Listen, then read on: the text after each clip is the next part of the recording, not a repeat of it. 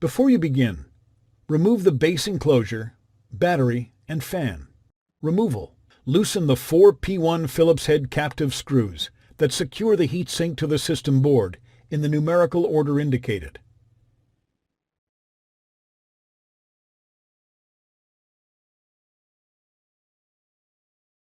Note, if the notebook is configured with discrete graphics, you need to loosen 6 screws from the heatsink in the numerical order indicated.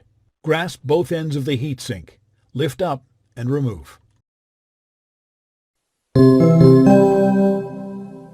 Replacement. Note, before replacing the heatsink, the thermal grease should be replaced. The thermal grease should be replaced every time the heatsink is removed.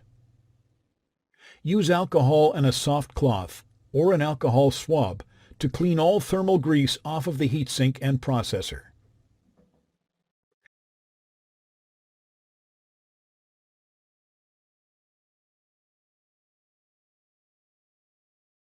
Use the thermal grease applicator to apply thermal grease to the processor.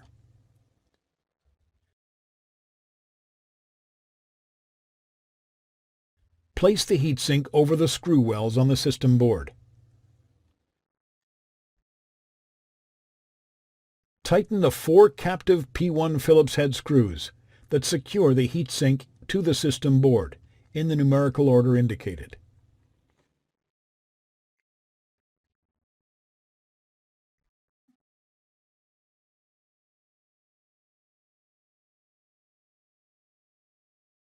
Thanks for watching. Please click subscribe for more videos and weekly updates.